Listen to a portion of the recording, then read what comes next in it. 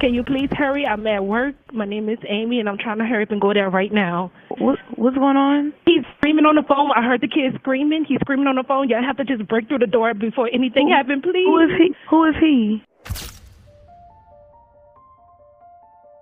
On a quiet October night in 2023, a tragedy unfolded in New Orleans, leaving a family shattered and a community reeling. A father, consumed by rage, committed an act so unthinkable it would haunt the city for years. What drove Joseph Washington to such a horrific crime? And how did his girlfriend, Shankya Phillips, become entangled in this nightmare? Stay tuned for the shocking true crime story of love, betrayal, and devastating loss. Remember to like this video and subscribe to this channel for more shocking stories. So we are here because of the tragic and senseless, horrific death of 3 young children last night in a domestic violence situation. Collectively, we are outraged, we are disappointed, we are deeply saddened, and so as a collective voice, we share the outrage of this community. In October 2023, a crime so atrocious happened that the city of New Orleans could not forget it for the rest of its history. It wasn't just the act itself, but knowing that it was by a man whose life's duty was to guard and protect lives, which is the lives he took out, his children. Joseph Washington, who was once a father and partner, did something so devastating when he lit the house of his ex-wife on fire and killed his own 3 defenseless children in the process. What followed was the unleashing of a very disturbed man and the sequence of poor decisions and misleading loyalty. Shankya Phillips, Joseph's girlfriend, was dragged into the heat of the matter, which was quite detrimental to her. This is the story of a man who becomes a criminal, the loss of children, and a community left to pick up the pieces. Joseph Washington was in front of his ex-wife's house on a cool October night, staring at the window where his children slept. The house itself was silent, but to Joseph it represented the life he had lost. He was separated from his ex-wife, and this had taken on a bitter dimension, struggles over child custody that had made him feel lost and powerless. In his eyes, she had taken everything from him. He lost everything that mattered to him, his family, his goal in life, and finally his ability to control his own life. In the house, the 3 kids, ages 3, 5, and 8, were fast asleep and did not know what was coming next. These children had been a source of joy in his life, but in the deluded mindset that Joseph shared, he now saw them as the manifestations of his inadequacy. He was blinded by rage not only to his ex-wife, but to the entire world, and the lust for vengeance overshadowed any affection that he might have had. Joseph had no intention of sparing anyone in the house. He intended to kill everybody. He came carrying gasoline with the intention of the plan well made in his mind. As he splashed the liquid around the house, a stench was produced that made one's head turn, but he paid no attention to that. He lit the match and observed that the fire gently started to spread. Soon the fire continued, and before the people could realize the situation, it engulfed the building. There was an audible snapping sound of wood, which gave way to the thick black smoke that covered the night sky. Enters his guilty plea for killing his 3 young children. This is Joseph, Jayla, and Avery, killed when their father set their America Street home on fire, and video shows him leaving as flames grow. Washington was served life in jail with no parole. The children, who were asleep, were locked inside. They cried and shouted for help, but there was nobody to come to their aid. The flames reached all corners of the room, and none of the doors appeared to be open. It was a furious fire that spared nothing. When the heat became unbearable, their small cries disappeared, being absorbed by the blaze. Joseph stood outside watching as the house burned. His heart pounded in his chest, but he couldn't tear his eyes away. The fire, which had started as a flicker, now roared to life, turning the night sky into an inferno. His hands, blackened with soot, trembled, not from fear but from the unspeakable horror of what he had done. His breath came in shallow, ragged gasps. In the distance, the faint wail of sirens grew louder, cutting through the crackle of flames. Panic surged within him, yet he remained frozen, watching as his world burned away, until reality finally gripped him and he ran. the sound of sirens chasing him like a nightmare he couldn't escape. There was no telling where he should turn to any longer. So finally, he had to seek help from the one woman who stood by him during all these struggles, Shankya Phillips. Shankya had met Joseph when he was going through the worst aspect of his life as he was dealing with his separation. To her, to be more precise, he was a man who had been offended and deserved her help. He was angry thinking about his children, his battle for child custody, and his general frustration in life. She fell in love with him when he was different. But that night, when Joseph came over to her house, all that changed. Shankya had always known Joseph as a man broken by his past, but she never imagined he was capable of this. When he stumbled into her house that night, covered in ash, reeking of smoke and his eyes wide with desperation, she barely recognized him. At first, she couldn't process his words. "I did it," he said, his voice hollow.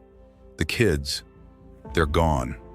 The room seemed to spin around her, her heart sinking as the horror of what he'd done sunk in. The man she thought she loved, the man she thought was simply hurting, had taken the lives of his children. A part of her wanted to run, to turn him in and free herself from this nightmare. But instead, she hesitated. A toxic mix of fear, loyalty, and love clouded her mind. She wasn't thinking clearly. Maybe she thought if she helped him, she could somehow make it all go away.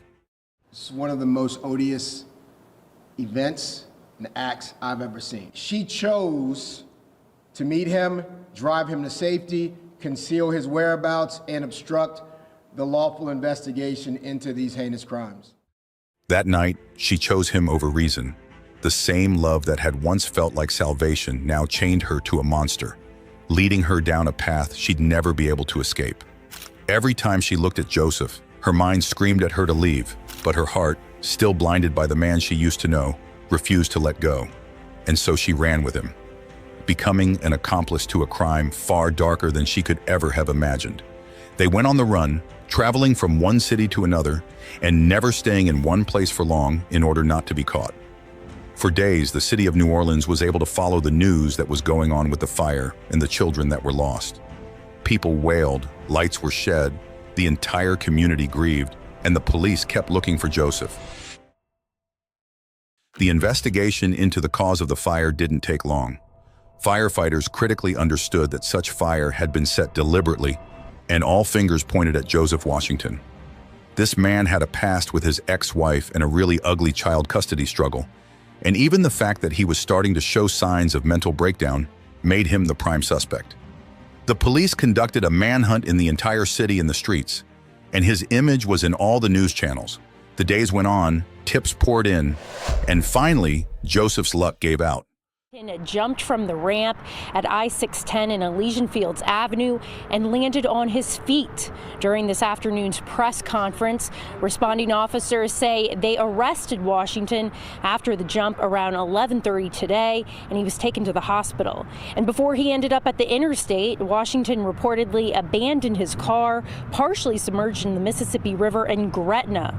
Washington is facing 3 counts of second-degree murder, 3 counts of second-degree cruelty to a juvenile, and 1 count of aggravated arson.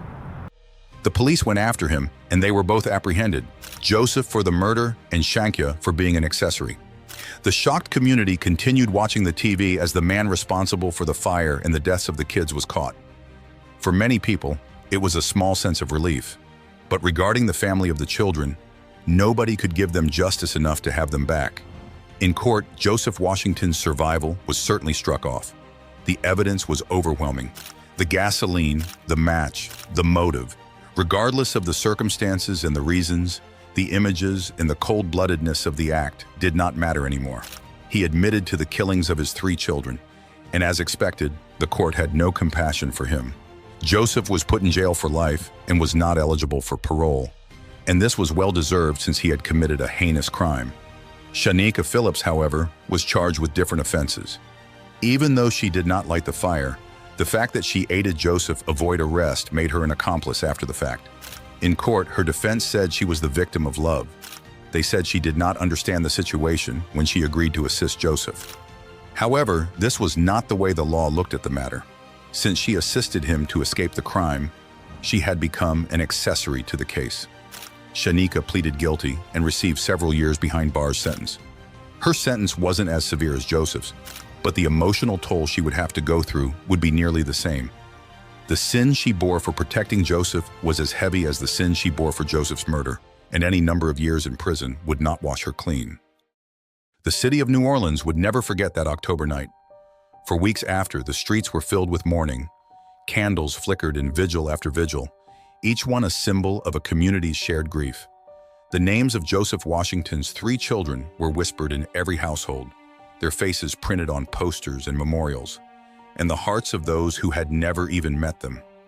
These children had become more than victims. They were the embodiment of a tragedy born from unchecked rage and poor choices, a reminder of how quickly love could twist into something dangerous when fueled by bitterness. Joseph Washington's name became synonymous with cruelty and betrayal. A man once sworn to protect, he had let his anger consume him, destroying everything he had once held dear. His legacy would forever be stained by the night he chose violence over love. For Shankya Phillips, the weight of her choices would follow her wherever she went. Even after her sentence, she would never be free. No prison cell could hold the guilt that gnawed at her heart, the knowledge that she had aided a man who destroyed his own family. The years behind bars wouldn't cleanse her of the burden she carried. In the end, this story is not just one of a family lost, but of the dangerous paths we can be led down when grief, anger, and misguided love take control.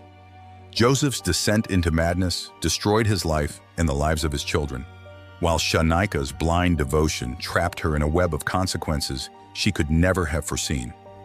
As the years pass, New Orleans may rebuild, but the memory of those lost children will linger, a scar that reminds everyone how easily love, unchecked and twisted by anger, can turn into the darkest of nightmares.